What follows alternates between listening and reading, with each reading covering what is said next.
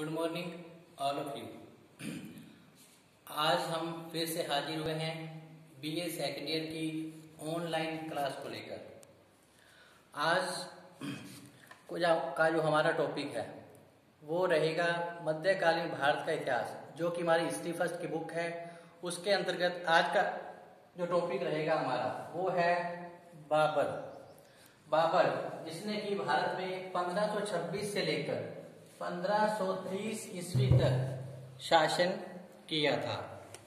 तो मुगल वंश की जो अवधि है वो बताई गई है 1526 से लेकर 1707 ईस्वी, जिसमें कि प्रमुख योग्य और प्रतापी शासकों ने भारत पर शासन किया था, जिसमें बाबर, हुमायूं, अकबर, जहांगीर, शाहजहां और औरंगजेब जिसकी की शासन अवधि 1658 से लेकर 1707 ईस्वी तक निर्धारित है।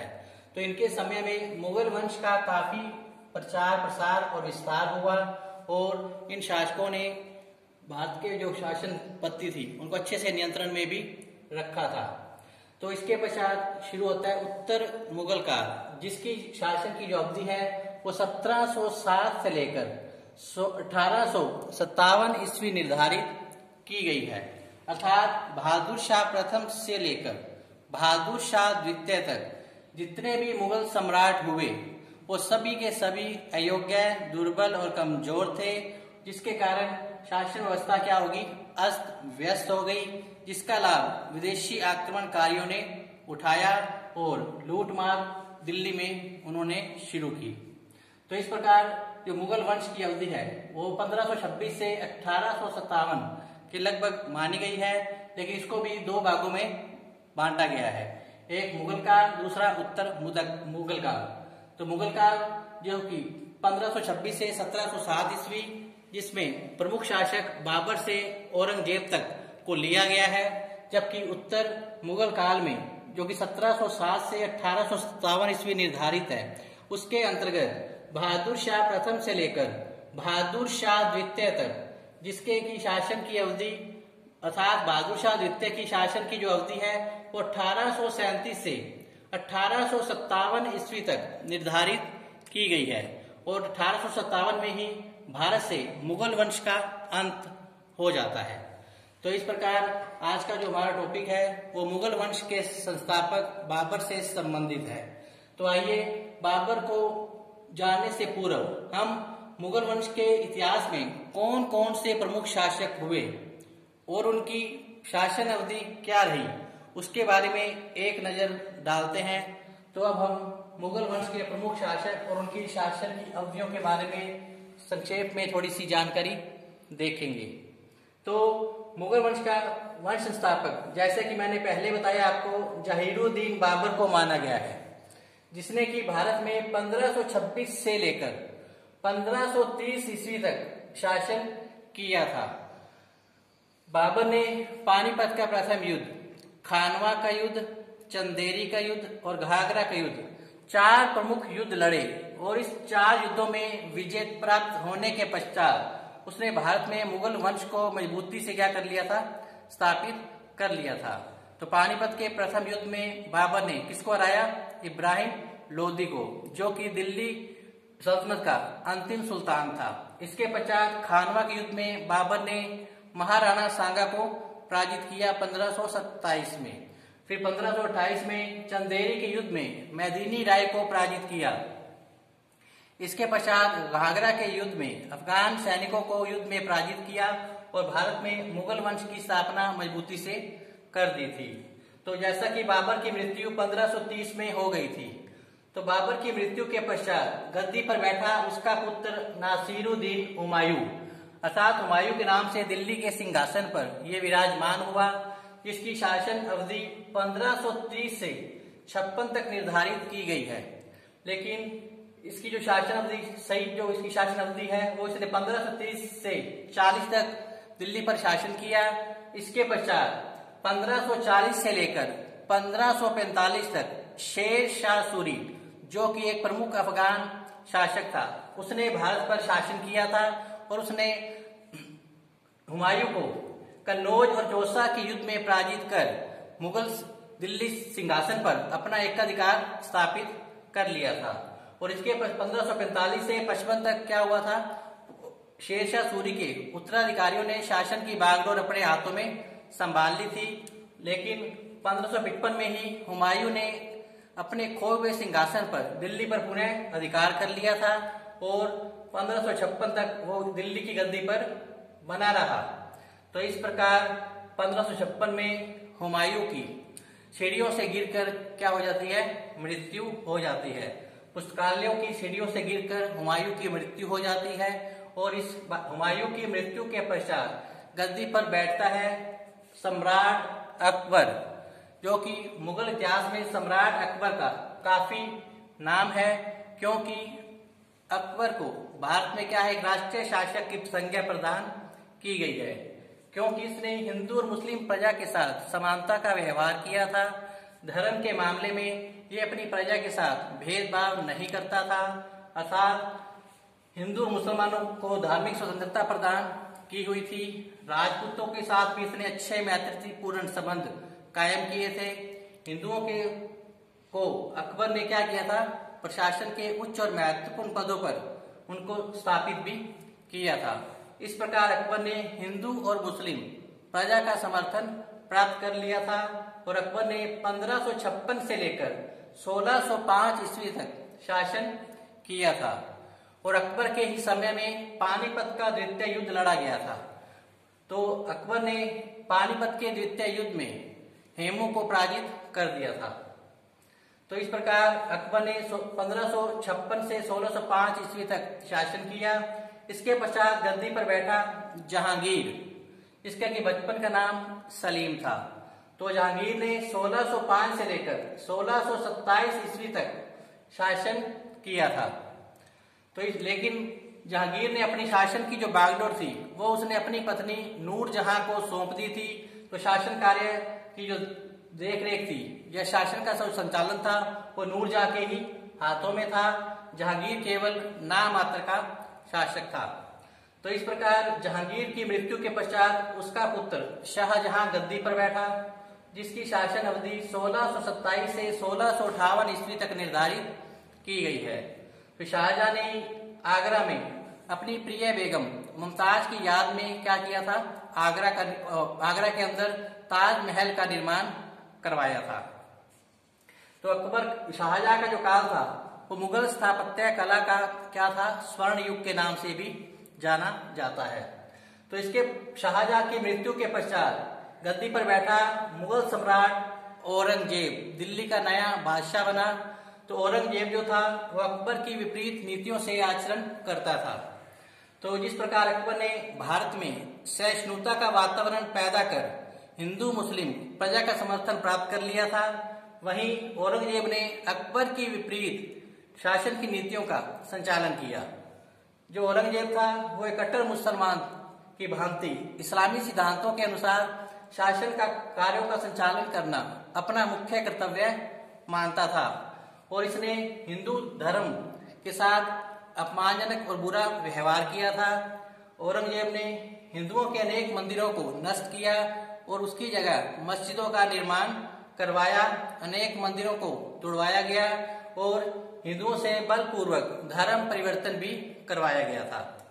तो इस प्रकार औरंगजेब एक कट्टर इस्लाम धर्म का समर्थक था, जिसने भारत में 1658 से लेकर 1707 ईस्वी तक शासन किया। तो ऐसा कहा जाता है कि औरंगजेब ही मुगल वंश के पतन के लिए उत्तरदायी था, क्योंकि औरंगजेब की नीतियां ही मुगल वंश के पतन के लिए उत्तरदायी ठहराई गई हैं। जैसा कि औरंगजेब की दक्षिण नीति, औरंगजेब की राजपूत नीति, औरंगजेब की धार्मिक नीति, मराठों से दुर्व्यवहार करना, सिखों से दुर्व्यवहार करना और प्रजा पर अनेक कर लगाना। तो इस प्रकार औरंगजेब की नीतियों के कारण ही मुगल वंश के पतन की प्रक्रिया प्रारंभ हो गई थी। तो इस प्रकार 1526 से लेकर 1707 ईस्वी तक जो था मुगल वंश का बहुत अच्छे से चला और इन प्रमुख शासकों के अंतर्गत भारत में मुगल वंश का काफी प्रचार प्रसार भी हुआ। लेकिन औरंगजेब की मृत्यु के बाद जितने भी शासक गद्दी पर बैठे, ये सभी के सभी अयोग्य थे, दुर्बल थे, कमजोर थे, आलसी थे, प्रजा हितों का ध्यान नहीं रखते थे और विलासिता में अपना जीवन व्यतीत करते थे। अतः इनके समय में मुगल वंश कमजोर पड़ता गया और धीरे धीरे ये पतन की ओर क्या हुआ, अग्रसर हुआ। जैसे उत्तर मुगल काल के अंतर्गत प्रमुख शासक जो थे उनके नाम है बहादुर शाह, जिसकी शासन की जो अवधि है 1707 से 1712 बताई गई है। बहादुर शाह के बाद बैठा गद्दी पर जहादर शाह, जिसकी शासन की अवधि 1712 से 1713 निर्धारित की गई है। इसके पश्चात फरूख सियर, जिसकी शासन की अवधि 1713 से 1719 बताई गई है। इसके पश्चात मोहम्मद शाह, जिसकी की शासन की अवधि 1719 से 1748 ईस्वी निर्धारित की गई है। इसके पश्चात अहमद शाह, जिसकी शासन की अवधि 1748 से 1754 ईस्वी निर्धारित की गई है। इसके पश्चात आलमगीर द्वितीय, जिसकी शासन की अवधि 1754 से 1758 ईस्वी निर्धारित की गई है। इसके पश्चात शाह आलम द्वितीय, जिसकी शासन की अवधि 1758 से 1806 ईस्वी तक निर्धारित की गई है। इसके बाद अकबर द्वितीय नाम से मुगल सम्राट हुआ, जिसकी की शासन अवधि 1806 से 1837 ईस्वी तक निर्धारित की गई है। इसके बाद गद्दी पर बैठा अंतिम मुगल बादशाह, जिसका नाम था बहादुर शाह द्वितीय। इसकी शासन की अवधि 1837 से 1857 ईस्वी निर्धारित की गई है। इसके साथ ही भारत से मुगल वंश का अंत हो जाता है 1857 ईस्वी में। तो आइए अब हम अपने प्रमुख टॉपिक जो कि बाबर पर चलते हैं। चलो अब हम चलते हैं मुगल वंश के वंश संस्थापक बाबर, जो कि आज का हमारा टॉपिक है। तो बाबर, जिसने कि भारत में 1526 से लेकर 1530 ईस्वी तक शासन किया था। तो इस प्रकार इसका जो प्रारंभिक परिचय है वो है, ये जो बाबर था वो तुर्क, जो मुगल थे वो तुर्क के चगताई की शाखा थे। जो मुगल थे वो मंगोल पर तुर्क से मिलकर बना है, जिसका अर्थ होता है बहादुर। तो मुगल वंश का संस्थापक, जैसा कि मैंने बताया, बाबर था, जिसका कि पूरा नाम जहीरुद्दीन बाबर था। तो इनके पिता का जो नाम था वो था उमर शेख मिर्जा, और माता का जो नाम था वो था कुतलुग निगार खानम। पिता का नाम उमर शेख मिर्जा और माता का नाम था कुतलुग निगार खानम। जो उमर शेख थे वो तैमूर के वंशज थे, जबकि उनकी जो माता थी कुतलुग निगार खानम वो मंगोल के वंशज थी, अर्थात चंगेज खां की। तो इस प्रकार बाबर की नसों में दो महान विजेताओं का खून दौड़ता था। एक तरफ से वो तैमूर का वंशज था पिता की ओर से, और दूसरी तरफ माता का जो चंगेज खां था वो माता का वंशज की तरफ से बाबर था। तो बाबर का जो जन्म है वो 14 फरवरी 1483 ईस्वी को माना गया है। बाबर का जन्म 14 फरवरी 1483 ईस्वी को माना गया है। तो 1494 में ही बाबर के पिता की मृत्यु हो गई थी, जो कि फरगना के शासक थे। तो बाबर की मृत्यु के पश्चात उमर शेख मिर्जा की मृत्यु के पश्चात गद्दी पर बैठा मुगल वंश का संस्थापक जो था बाबर, तो अपने पिता की मृत्यु के पश्चात बाबर 12 वर्ष की आयु में फरगना का क्या बना, शासक बना। तो इस प्रकार फरगना का शासक बनने के पश्चात बाबर के जो प्रारंभिक संघर्ष थे वो कुछ इस प्रकार हैं। नंबर 1, 1494 में बाबर ने क्या किया, समरकंद जीतने का प्रयास किया था, जिसमें वो असफल रहा। इसके पश्चात 3 वर्ष पश्चात 1497 में उसने समरकंद को जीता, लेकिन वहां पर इसका शासन जो था बाबर का वो केवल 100 दिन तक ही रह पाया था। तो इसके पश्चात 1501 में पुनः इस पर विजय प्राप्त की गई, लेकिन इस बार भी जो उसकी शासन था वो केवल 8 माह तक ही रह पाया था बाबर का। इसके पश्चात 1504 में फिर बाबर ने क्या किया, काबुल और गजनी पर विजय प्राप्त की, और काबुल और गजनी को जीतने के पश्चात बाबर ने 1507 में पादशाह की उपाधि धारण की। इससे पहले जो उपाधि धारण की जाती थी वो मिर्जा नाम से की जाती थी, जैसे कि उसके पिता का नाम उमर शेख मिर्जा था। लेकिन बाबर ने क्या किया, काबुल और गजनी को जीतने के पश्चात 1507 में उसने पादशाह की उपाधि को धारण किया और 1511 में उसने पुनः समरकंद पर आक्रमण कर उसे जीत लिया। परंतु 1512 में वो पुनः इसको खो बैठा। और जब मध्य एशिया और समरकंद पर उसके जो विजय प्राप्त करने के प्रयास असफल सिद्ध हुए, तो उसने फिर क्या किया, मध्य एशिया और समरकंद को छोड़कर फिर उसने क्या किया, भारत पर आक्रमण करने का निश्चय कर लिया था। क्योंकि इस समय भारत की जो राजनीतिक दशा थी वो काफी खराब थी और कुछ लोगों ने बाबर को भारत पर आक्रमण करने का निमंत्रण भी दिया था। अतः जब बाबर के प्रयास मध्य एशिया में सफल नहीं हुए, समरकंद में, तो उसने इनको छोड़कर उसने भारत पर आक्रमण करने का निश्चय कर लिया था। क्योंकि भारत पर आक्रमण कर वो अपनी आर्थिक स्थिति भी मजबूत करना चाहता था और अपना साम्राज्य को आगे बढ़ाना चाह रहा था। जब उसे लगा कि मेरे बस में नहीं है मध्य एशिया और समरकंद पर विजय प्राप्त करना, तो क्यों ना मैं भारत पर अपना भाग्य आजमाऊं। उसने यही किया और फिर उसने भारत पर आक्रमण करने का क्या कर लिया, निश्चय कर लिया। और इस प्रकार बाबर के जो प्रारंभिक आक्रमण थे वो 4 थे। पहला है नंबर 1, 1518 से 19 तक। 1518 से 19 में उसने बाजोर एवं भीरा पर आक्रमण कर विजय प्राप्त की। इसके पश्चात 1519 में बाबर ने पेशावर पर विजय प्राप्त की। 1520 में उसने बाजोर, भीरा और सियालकोट पर बाबर ने विजय प्राप्त की। इसके पश्चात 1524 में बाबर ने लाहौर, देपालपुर एवं सुल्तानपुर पर आक्रमण कर वहां पर विजय प्राप्त की। तो इसके साथ ही अब बाबर की महत्वाकांक्षा बढ़ गई और उसने क्या किया, दिल्ली के सुल्तान इब्राहिम लोदी को क्या किया, पानीपत के प्रथम युद्ध में पराजित कर भारत में क्या कर लिया, मुगल वंश की नींव डाल दी थी। तो आइए अब हम चलते हैं पानीपत के प्रथम युद्ध में, जो कि लड़ा गया था 21 अप्रैल 1526 को।